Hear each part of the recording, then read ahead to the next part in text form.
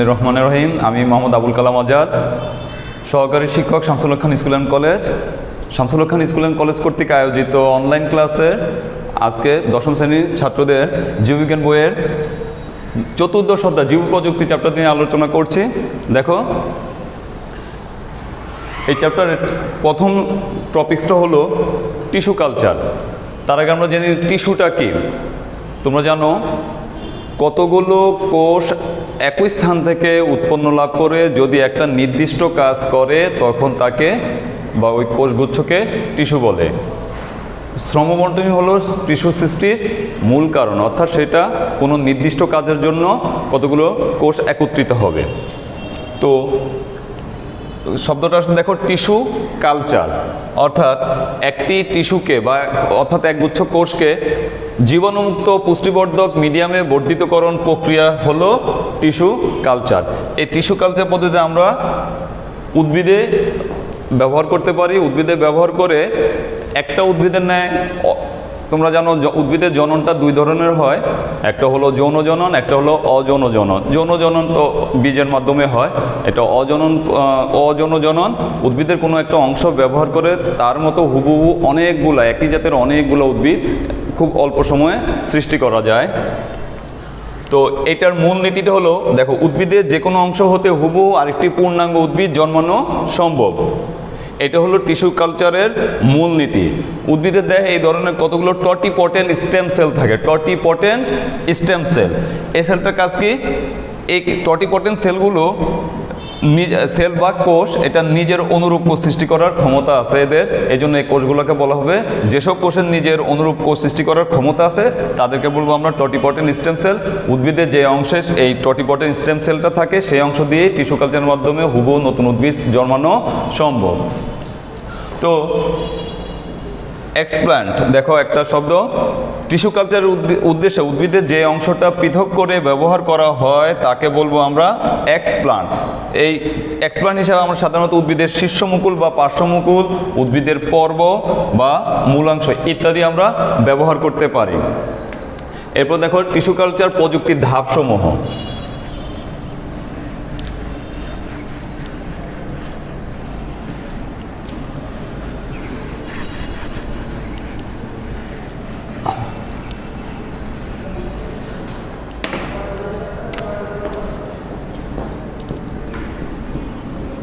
Tissue culture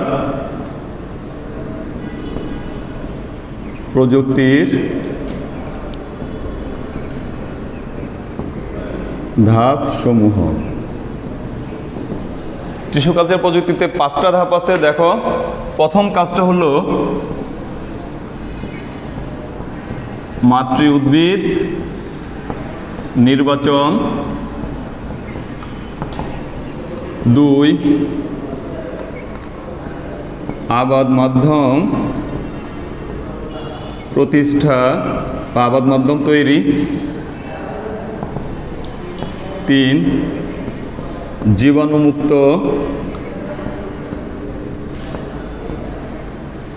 আবাদ মাধ্যম প্রতিষ্ঠা, 4 মূল উৎপাদক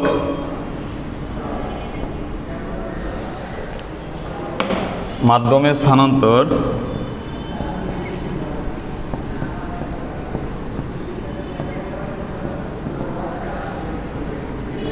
5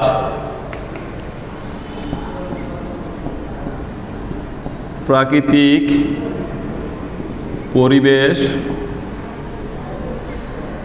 তথা মাঠ পর্যায়ে স্থানান্তর। দেখো, তাহলে টিস্যু কালচার প্রযুক্তি 5টা ধাপে কাজটা সম্পন্ন করা হয়। প্রথম কাজটা হলো মাতৃ উদ্ভিদ নির্বাচন, অর্থাৎ যে উদ্ভিদের টিস্যু কালচার করা হবে সেই উদ্ভিদের দেহ থেকে এক্সপ্ল্যান্ট নির্বাচন করব আমরা, যেটা কিনা অবশ্যই জীবাণুমুক্ত, স্বাস্থ্যবান এবং রোগমুক্ত হতে হবে। সেটা হলো এক্সপ্ল্যান্ট। এরপরেরটা হলো আবাদ মাধ্যম প্রতিষ্ঠা। এই এক্সপ্লানটাকে যেটা আমরা নির্বাচন করলাম সেটাকে একটা আবাদ মাধ্যমে রাখবো। আবাদ মাধ্যমটা হতে হবে অবশ্যই সেমি সলিড, এই জন্য আবাদ মাধ্যমে আমরা আগার জেলটা ব্যবহার করি। তারপরে এখানে উদ্ভিদের প্রয়োজনীয় যে খনিজ পুষ্টিগুলো আছে, ভিটামিন ইত্যাদি সব কিছুই একসাথে দেওয়া হয় আবাদ মাধ্যমে। তারপরেটা দেখো 3, জীবাণুমুক্ত আবাদ মাধ্যম প্রতিষ্ঠা। যেহেতু এটা একটা ল্যাবে করা হয়, ল্যাবরেটরিতে করা হয় বা ঘরের ভিতরে একটা নির্দিষ্ট জায়গায় করা হয়, মাটিতে করা হয় না, তাহলে যেখানে এই টিস্যুটাকে বৃদ্ধি করা হবে, কোষগুলোকে বৃদ্ধিকরণ করা হবে, সেই অংশটা অবশ্যই জীবাণুমুক্ত হতে হবে। এই জন্য এটাকে একটা নির্দিষ্ট চাপে অটোক্লেভ নামে একটা যন্ত্র আছে, যেখানে 121 ডিগ্রি সেলসিয়াস তাপমাত্রা ফিক্স করা থাকে, সেখানে কিছুক্ষণ রেখে এটাকে জীবাণুমুক্ত করা হয়। পরবর্তীতে মূল উৎপাদক মাধ্যমে স্থানান্তর। এই আবাদ মাধ্যমে রাখার পরে একটা টিস্যুর একটা মণ্ড তৈরি করে, একটা ক্যালাস তৈরি করে, সেখান থেকে যদি মূল না গজায় তখন সেটাকে পরবর্তীতে আরেকটা মাধ্যমে রাখা হয়, সেখানে মূল উৎপাদক, এই জন্য বলা হয় 4 নম্বর পয়েন্ট হলো মূল উৎপাদক মাধ্যমে ওই টিস্যু মণ্ড বা ক্যালাসটাকে স্থানান্তর করা হয়, এখানে মূল গজায়। পরবর্তীতে শেষের ধাপে প্রাকৃতিক পরিবেশ তথা মাঠ পর্যায়ে স্থানান্তর।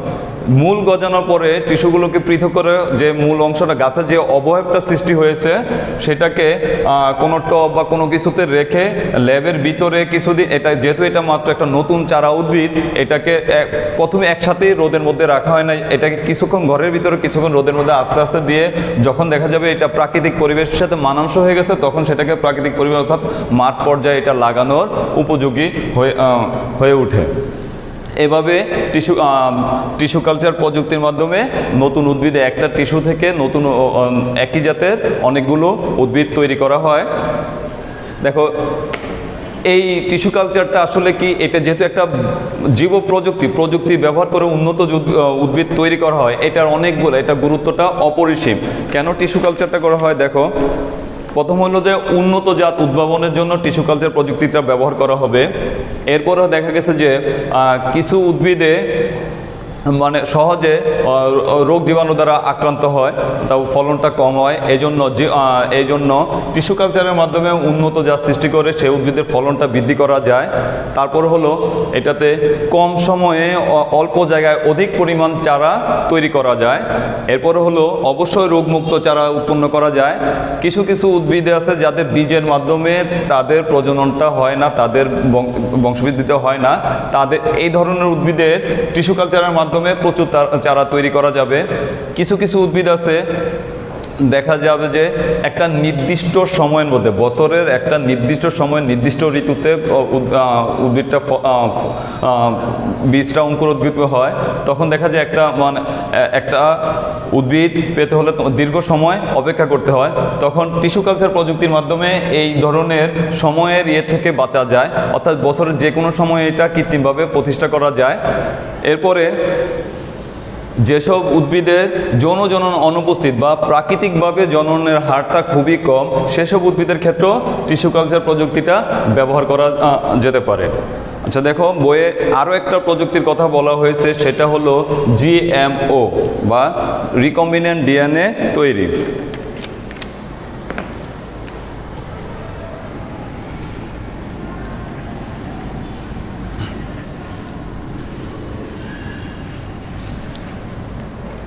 আমি এখানে একটা পয়েন্ট লিখতেছি, ট্রান্সজেনিক।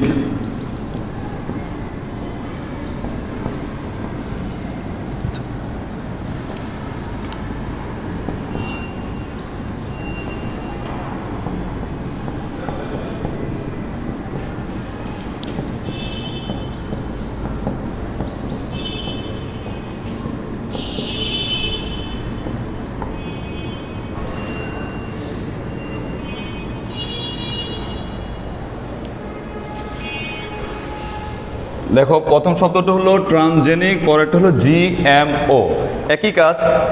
জিএমও হলো জেনেটিক্যালি মডিফাইড অর্গানিজম, অর্থাৎ জিনগত পরিবর্তন। কোনো একটা উদ্ভিদের কোনো একটা জীবের জিনগত পরিবর্তন করাটাই হলো করে নতুন যে জিনিসটা যে ইয়েটা তৈরি করা হবে সেটি হলো জেনেটিক্যালি মডিফাইড অর্গানিজম।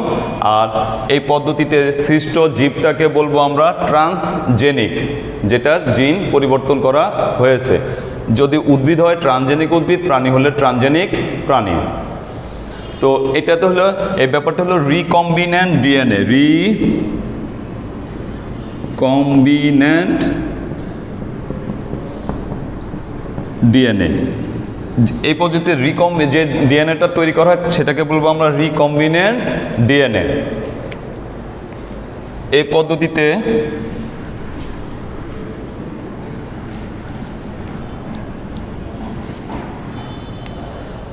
ব্যবহৃত একটা শব্দ আছে, সেটা হলো প্লাজমিড। আমরা আগে বুঝতে হবে প্লাজমিড জিনিসটা কি। রিকম্বিন্যান্ট ডিএনএ প্রস্তুতিতে বা জিএমও প্রযুক্তিতে প্লাজমিড ব্যবহার করা হয়। প্লাজমিড হলো সেই অংশটা, যেমন সাধারণত প্লাজমিড হলো একটা বাহক বা ক্যারিয়ার। প্লাজমিড হিসাবে আমরা ব্যাকটেরিয়া ব্যবহার করি। ব্যাকটেরিয়া যেটা আমরা জানি যে ব্যাকটেরিয়ার যে কোষটা হলো আদি প্রকৃতির, এটাতে যে নিউক্লিয়াসের যে ক্রোমোজোম রয়েছে, এই ক্রোমোজোমের বাহিরে যদি অন্য কোথাও ডিএনএ থাকে বা জিন থাকে সেটাকে বলবো আমরা প্লাজমিড। এটা হবে বৃত্তাকার ডিএনএ। প্লাজমিডটা হলো বৃত্তাকার ডিএনএ যা কিনা বিভাজনে সক্ষম। বৃত্তাকার বা গোলাকার ডিএনএ যা বিভাজনে সক্ষম। তো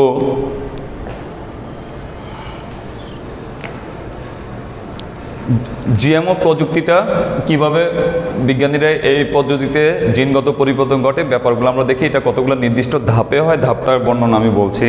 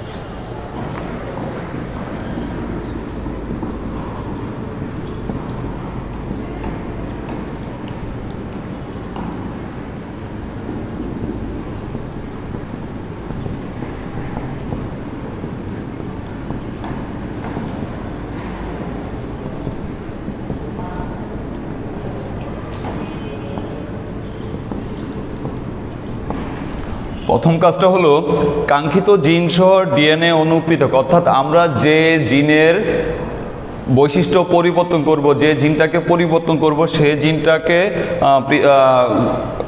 নির্বাচন করব এবং সেই অণুটাকে পৃথক করব এবং এটাকে ট্রান্সফার করার জন্য ক্যারিয়ার হিসাবে প্লাজমিড ডিএনএ নির্বাচন করব। দ্বিতীয় কাজটা হলো এখানে রেস্ট্রিকশন এনজাইম।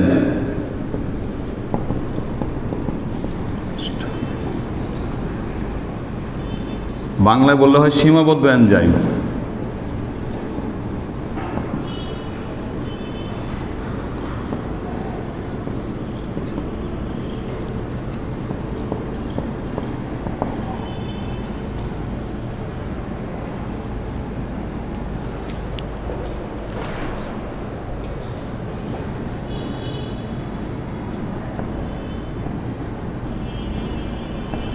দেখো দ্বিতীয় কাজটা হলো রেস্ট্রিকশন এনজাইম বা সীমাবদ্ধ এনজাইম দিয়ে ডিএনএ কর্তন। কোন ডিএনএটা কাঙ্ক্ষিত যে জিন সহ যে ডিএনএটা দিলাম সেখানকার ডিএনএর একটা অংশ কর্তন এবং ক্যারিয়ার হিসেবে যে প্লাজমিড ডিএনএ নিছি সেটার একটা অংশ কর্তন করতে হবে। তৃতীয় কাজটা হলো লাইগেজ নামক একটা এনজাইম আছে, লাইগেজ এনজাইম, যেটা আঠার মতো কাজ করে। তৃতীয় কাজ, লাইগেজ এনজাইম দ্বারা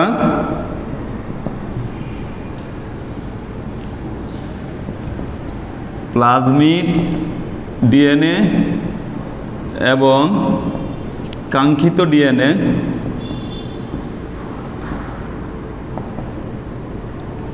একত্রিতকরণ।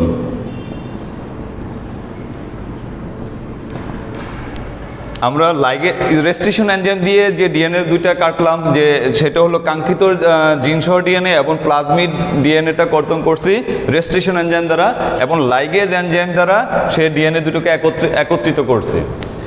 এই যে ডিএনএ দুইটা ভিন্ন বৈশিষ্ট্যের ডিএনএ যে একত্রিত করা হলো, এই প্রক্রিয়াটা কি বলবো আমরা, এতে করে যে নতুন ডিএনএটা তৈরি হলো সেটি হলো রিকম্বিনেন্ট ডিএনএ তৈরি হলো। এখন রিকম্বিনেন্ট ডিএনএ এভাবে ধরে ধরে তো একটা ডিএনএ করে তৈরি করা অনেক সময়ের ব্যাপার, তাই এটাকে একটা ব্যাকটেরিয়ার দেহে প্রবেশ,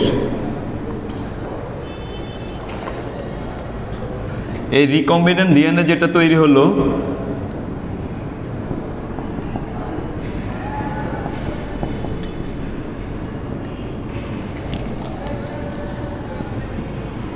ব্যাকটেরিয়ায় প্রবেশ, এই প্রক্রিয়াটাকে বলা হবে ট্রান্সফরমেশন।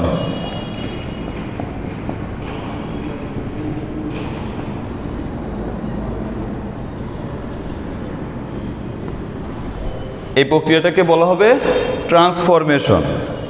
তো ব্যাকটেরিয়ার দেহে প্রবেশ করে আমাদের লাভটা কি হলো? ব্যাকটেরিয়ার দেহে প্রবেশ করে লাভ হলো এইটাই যে অন্যান্য জীবের তুলনায় ব্যাকটেরিয়া খুব দ্রুত বংশবৃদ্ধি করতে পারে। যেই ব্যাকটেরিয়ার দেহে রিকম্বিনেন্ট ডিএনএটা প্রবেশ করানো হয়েছে, সেই ব্যাকটেরিয়াটা যখন সংখ্যা বৃদ্ধি করবে, সে দ্বিভাজন প্রক্রিয়া বা যে মাধ্যমেই করুক, সে যখন সংখ্যা বৃদ্ধি করবে, নতুন সৃষ্ট প্রত্যেকটা ব্যাকটেরিয়ার দেহে এই রিকম্বিনেন্ট ডিএনএটা প্লাজমিডের সাথে একত্রে থেকে যাবে। তাহলে ব্যাকটেরিয়াটা যদি দেখা যাবে যে 20 থেকে 30 মিনিট সময়ের মধ্যে একসাথে একটা ব্যাকটেরিয়া থেকে 200-300 ব্যাকটেরিয়া তৈরি হয়ে যায়, তাহলে দেখা যাবে যে খুব অল্প সময়ের মধ্যে এই রিকম্বিনেন্ট ডিএনএটা 200-300 ব্যাকটেরিয়া দেহে তৈরি হয়ে গেছে। তো সবার শেষের কাজটা হলো, সবার শেষের কাজ ব্যাকটেরিয়াতে সংখ্যা বৃদ্ধি। আচ্ছা, লিখলাম ব্যাকটেরিয়ায় সংখ্যা বৃদ্ধি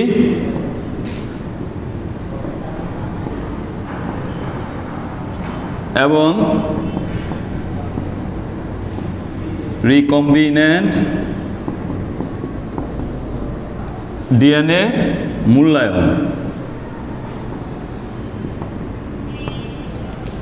এবং রিকম্বিনেন্ট ডিএনএ, তাহলে ব্যাকটেরিয়ার সংখ্যা বৃদ্ধি হবে এবং রিকম্বিনেন্ট ডিএনএটাকে আমরা মূল্যায়ন করলাম যে উদ্দেশ্যে রিকম্বিনেন্ট ডিএনএটা তৈরি করা হয়েছে সেটা উদ্দেশ্যটা সফল হয়েছে কিনা।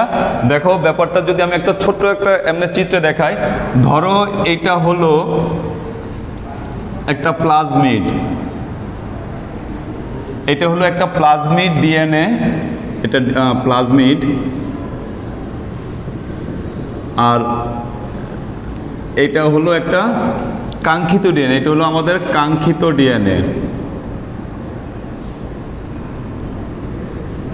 অবশ্যই আমরা দেখা যায় কাঙ্ক্ষিত ডিএনএটা করতে হবে, যেটা যে উদ্দেশ্যে আমরা কোনো কিছুর আমূল পরিবর্তন করতে চাই, সেই যে কারণে তোমরা জানো মানবদেহে সকল বৈশিষ্ট্য জিন দ্বারা নিয়ন্ত্রিত ডিএনএ, এবং জিনটা ডিএনএরই একটা অংশ, জিন হলো ডিএনএর একটা অংশ।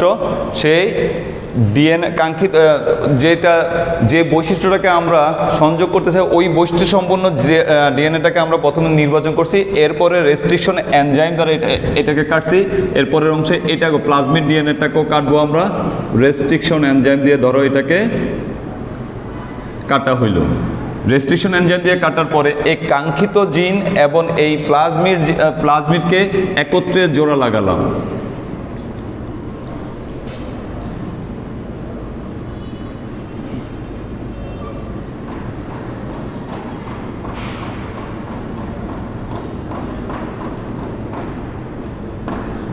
এটা হলো প্লাজমিড ডিএনএ,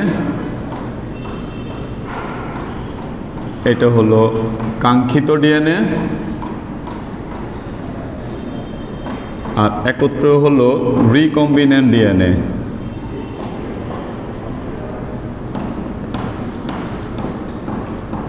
এই রিকম্বিনেন্ট ডিএনএটাকে একটা ব্যাকটেরিয়ার